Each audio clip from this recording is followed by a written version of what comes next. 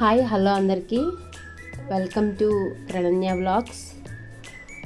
పుల్కాలు ఈ విధంగా పొంగాలి అంటే మనం పిండి ఏ విధంగా కలుపుకోవాలి, మనం పుల్కాలని ఎలా కాల్చుకోవాలని నేను చూపిస్తున్నాను.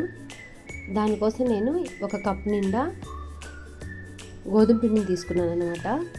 మైదా పిండితో కూడా చేస్తారు, కానీ నేను ఇక్కడైతే గోధుమ పిండిని తీసుకుంటున్నాను. హోటల్స్లో అలా అయితే మైదాతోనే చేస్తారు, కానీ మన ఇంట్లో హెల్తీగా చేసుకోవాలనే దాంతో నేను గోధుమ పిండిని ఇక్కడ యూజ్ చేస్తున్నాను అనమాట.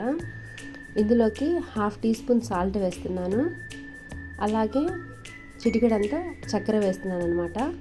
ఇక్కడ చక్కెర ఎందుకు తీసుకున్నాను అంటే మెత్తగా వస్తాయి పుల్కాలు అనేవి, చాలా మెత్తగా, అలాగే కొంచెం కలర్గా కూడా వస్తాయి అన్నమాట, వైట్గా లేకుండా.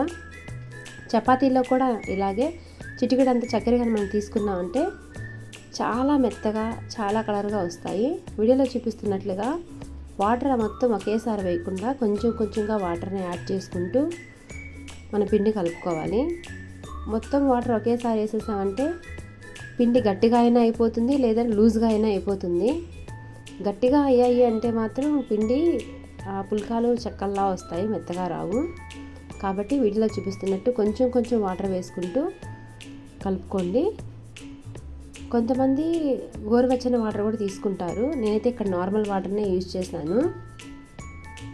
ఈ విధంగా పిండిని కలుపుకోవాలి. చూసారు కదా, పిండి మనం ఎంతసేపు అయితే బాగా కలుపుతామో అంత స్మూత్గా అయితే పుల్కాలు వస్తాయి అన్నమాట.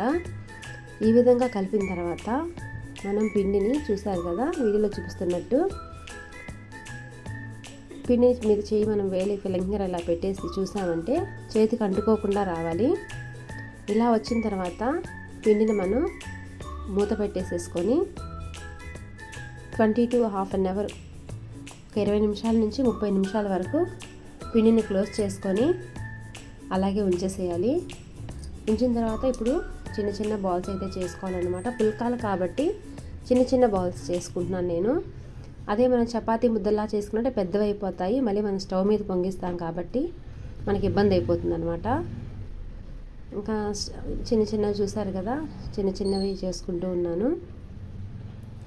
మనం పిండి కలపడంలోనే కాదు, చపాతీ రుద్దడంలో కూడా మనకి పుల్కాలు మనకి డిపెండ్ అయి ఉంటాయి అన్నమాట. ఎలాగంటే బాగా పల్లచగా అయితే రుద్దేయకూడదు, అలానే లావుగానే ఉంచకూడదు అనమాట. నాకు ఆ కప్పు గోధుమ పిండికి 8 అయితే వచ్చాయన్నమాట ముద్దలు. ఇప్పుడు ఒక ముద్దను తీసుకొని కొద్దిగా పిండిని వేసుకొని ఆ పుల్కాలు అయితే రుద్దుకోవాలి. వీడియోలో చూపిస్తున్నట్లుగా నెమ్మదిగా కొద్ది కొద్దిగా మనం ప్రెస్ చేసుకుంటూ రుద్దుతూ చేసుకోవాలన్నమాట. ఒకేసారి రుద్దేసాము అంటే మిడిల్లో పలచగా రావడము, సైడ్ అంతా లావుగా ఉండడం జరుగుతుంది. కాబట్టి నేను నెమ్మదిగా అటు ఇటు తిప్పుకుంటూ రుద్దుతూ ఉన్నాను. చూసారు కదా, ఆ సైజు ముద్దకి నాకు ఇంత సైజు నాకు పుల్కాలు అయితే వచ్చాయన్నమాట. చపాతీకి అయితే కొద్దిగా లావు ఉన్నా పర్లేదు, కానీ పుల్కాలకైతే కొద్దిగా పలుచగానే రుద్దుకోవాలి. అలానే మరీ చెక్కలా అయితే రుద్దుకోకూడదు, ఎందుకంటే పుల్కాలు పొంగవు. చూసారు కదా, ఈ విధంగా అయితే రుద్దుకోవాలి. రుద్దుకున్న తర్వాత మనం ఒక ప్యాన్ మీద దాన్ని వేసి అటు ఇటు తిప్పుకుంటూ కాల్చుకోవాలి. స్టవ్ని అయితే హై ఫ్లేమ్లో అయితే పెట్టకూడదు, అలా అని అస్సలు లోలో అయితే పెట్టకూడదు, మీడియంలో పెట్టుకోవాలి. మీడియంలో పెట్టుకొని అటు ఇటు తిప్పుతూ కాల్చుకోవాలి.